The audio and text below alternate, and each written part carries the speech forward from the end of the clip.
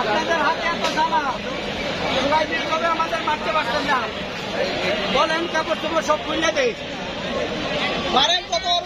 আপনাদের তো মারার অনেক জ্বালা, আসেন কাপড় চোপড় সব খুলে দেয়। বেঁচে থাকতে থাকতে তো জীবন এমনি শেষ। পুরান ঢাকায় যা 5 দিন থাকেন, পুরান ঢাকায় আমাদের মতো 5 দিন থাকার পরে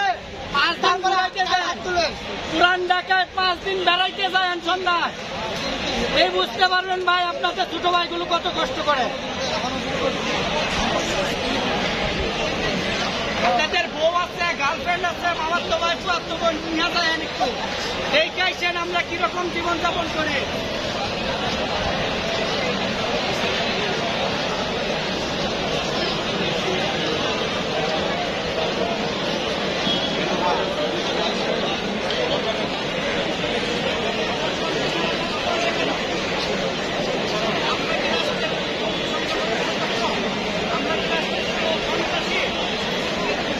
আমরা কি আওয়ামী ব্যক্তিবাদের কোন সদস্য এখানে যে আমরা এখানে আসলে 144 দ্বারা জারি মানতে হবে?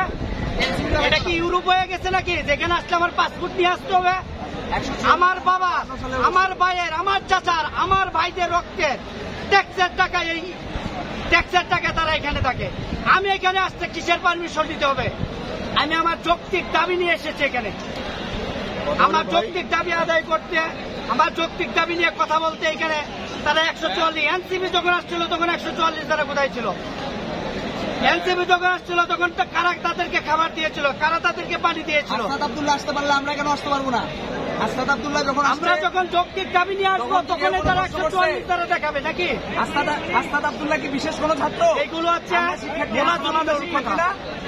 আসাদ আব্দুল্লাহ, নাহিদ, এরা ওই পর্যায়ে গেছে, এই জমিরা গেছে, তাদের টাকাও দিয়েছিল, এই জমি আসছিল, আমি যাই তাদের রক্ষা করছে। আর আজকে তারা পাঠায় আমাদের উপর হামলা করার জন্য। আমাদের ইলেকট্রনিক্স মিডিয়া ভাইদের মাধ্যমে একটা মেসেজ জানাতে চাই, এই যমুনাতে যদি আসাদ আব্দুল্লাহ আসতে পারে, আমরা এনসিপি যদি আসতে পারে, ওদেরকে কি সাউন্ড গ্রেনেড গুলি করছে? সাউন্ড গ্রেনেড মারছে এই প্রশাসন, পুলিশ। আসাদ আব্দুল্লাহ ওরা কি শক্তিশালী? ওদেরকে আপনারা কেন সাউন্ড গ্রেনেড মারেন নাই? জগন্নাথের স্টুডেন্টকে কেন মারছেন? ওরা কি বিশেষ শিক্ষার্থী? আসাদ আব্দুল্লাহ আজকে বিশেষ শিক্ষার্থী কাদের কারণে হয়েছে?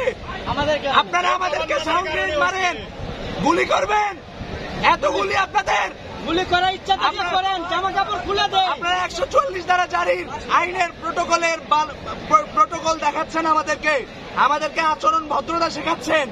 তাহলে আসাদ আব্দুল্লাহ এনসিপির এত বড় বড় নেতা ওনারা হয়ে গেছে, ওনারা আসলে আপনাদের গুলি হয় না, আপনাদের সাউন্ড গ্রেনেড হয় না।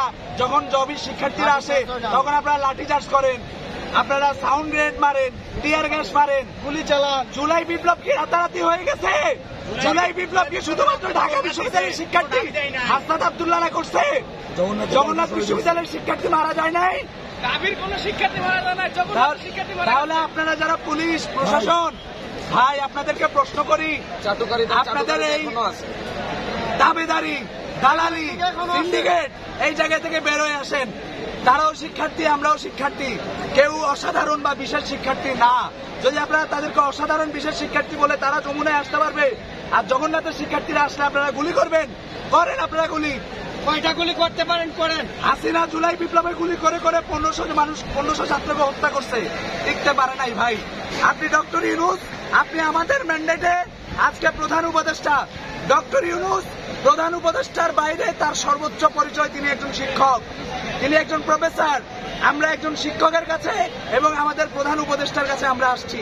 আমাদের দেয়ালে পিঠ থেকে গেছে, আমাদেরকে ইউজিসি মন্ত্রণালয় সবাই আমাদেরকে মূলা ধরাই দিয়ে দেওয়া হয়েছে। আজকে 20 বছর পর্যন্ত জগন্নাথের আন্দোলন চলছে, এখনো পর্যন্ত মূলা ছাড়া আমরা কিছু পাই নাই। পলিটিক্যাল গভর্নমেন্ট সরকার রাজনৈতিক সরকার আমাদেরকে আজীবন মূলা ঝুলাই দিয়ে দেওয়া হয়েছে। আমাদের 10টা হল দখল করে ফেলা হয়েছে। এখন অন্তর্বর্তীকালীন সরকার, ইন্টারিম, আপনারা আমাদের ম্যান্ডেট নিয়ে সরকার গঠন করে আপনারা ছাত্র উপদেষ্টা হয়ে, আমাদের দাবি 3টা হচ্ছে